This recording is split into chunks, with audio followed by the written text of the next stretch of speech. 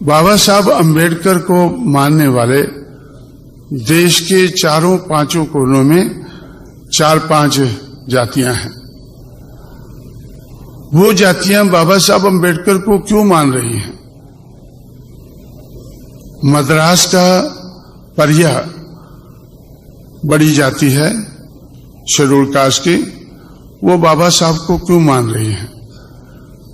पंजाब का चमार और उत्तर प्रदेश, पश्चिमी उत्तर प्रदेश का चमार, ये बाबा साहब के साथ क्यों लगे? और बंगाल के चंडाल बाबा साहब के साथ क्यों लगे?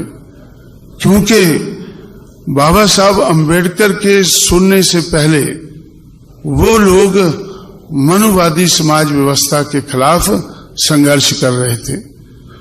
जो लोग अपने बलबूते पर अपने अपने एरिया में इस देश की मनुवादी समाज व्यवस्था के खिलाफ संघर्ष कर रहे थे, तो उन लोगों को ज्यादा देर नहीं लगी बाबा साहब अंबेडकर को अपनाने में। पंजाब के चमार, पश्चिमी उत्तर प्रदेश के चमार और बंगाल के चंडाल और मद्रास के चारों तरफ के एरिया के परिया, ये लोग अपने अपने क्षेत्र में मनुवाद के खिलाफ संघर्ष कर रहे थे। संघर्ष क्यों कर रहे थे? क्योंकि सबसे ज्यादा अन्याय इन लोगों के साथ हुआ था।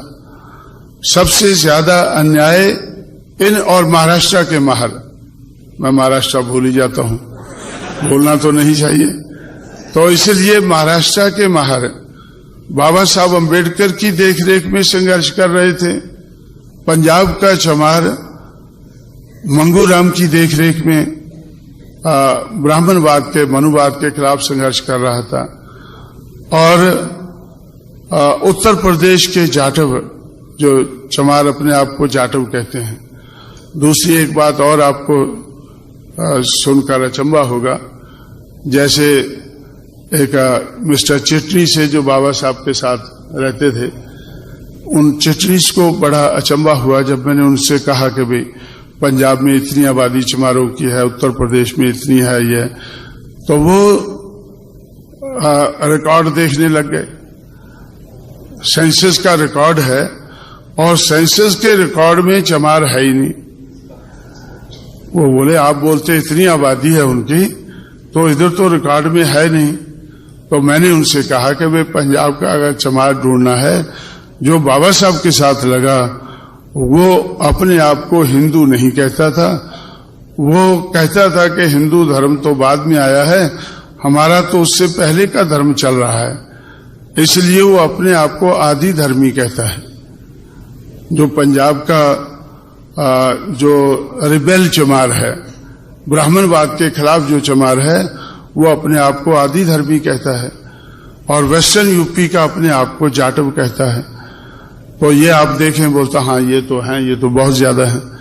तो ये लोग और चंडाल लोग बाबा साहब के साथ क्यों लगे?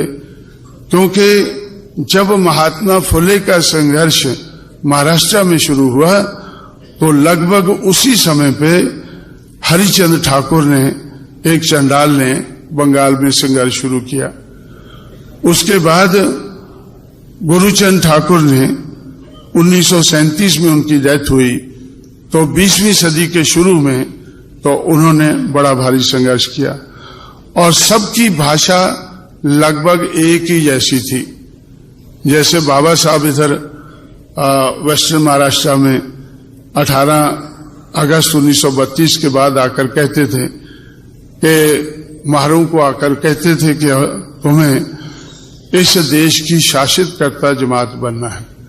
आप अपनी दीवारों पर लिख लो कि तुम्हें इस देश की शासित करता जमात बनना है।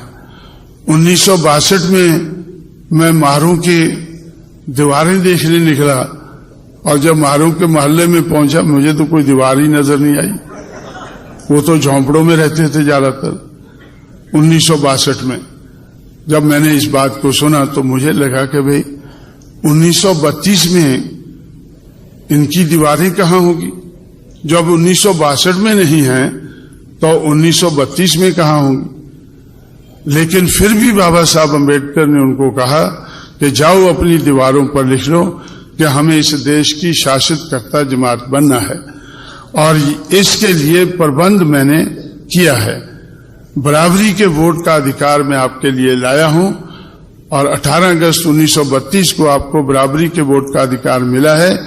इस वोट का सही इस्तेमाल करके आप लोग इस देश के शासक बन सकते हैं, या अपने हितों की रक्षा करने वाली सरकार आप लोग बना सकते हैं।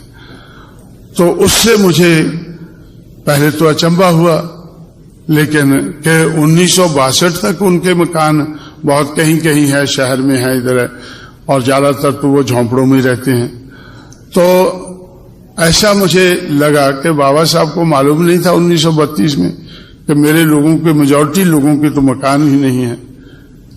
और 1962 में जब मैं पूना में अपने दफ्तर में जाता था शाम को, तो मुझे सड़कों पर चिल्लाते हुए बच्चे नजर आते थे, सुनाई पड़ते थे, आई भाखड़ी, माँ रोटी कहते हुए। 1962 में मुझे, जो हमारा दफ्तर था उसके चारों तरफ मुझे 8 बजे के लगभग, 8 और 9 के बीच में जब लोग खाना खाते हैं, तो आई भाखड़ी कहते हुए जो लोग झोंपड़ों से लिखकर आते थे तो वो भाखड़ी मांगते थे। तो इसलिए तो इस हालत को देखकर मुझे ऐसा लगा कि बाबा साहब अम्बेडकर ने जो कहा कि जाओ अपनी दीवारों पर लिख लो कि हमें इस देश की शासित कर्ता जमात बनना है, वो असलियत से तो बहुत दूर थी, लेकिन बाबा साहब अम्बेडकर की वो चाहत थी। उन्होंने अपनी चाहत को प्रकट किया है। जो देश की, महाराष्ट्र की रियलिटी है उसको नहीं, उसके बारे में नहीं कहा। रियलिटी तो यह है कि उनकी दीवारें ही नहीं है मेजॉरिटी लोगों की, लेकिन वो चाहते थे कि जब इनको वोट का अधिकार मिल गया है तो ये बड़ी बात हो गई है, सबसे बड़ा अधिकार मिल गया है, तो इसका इस्तेमाल करके ये इस देश के हुक्मरान बन सकते हैं। अगर हुक्मरान नहीं तो अपने हितों की रक्षा करने वाली सरकार बना सकते हैं। तो इसलिए तो जब मैं बार बार सोचता था कि भाई इन लोगों को जब तक ये देश के हुक्मरान नहीं बनते हैं तब तक इनका कल्याण नहीं होता है।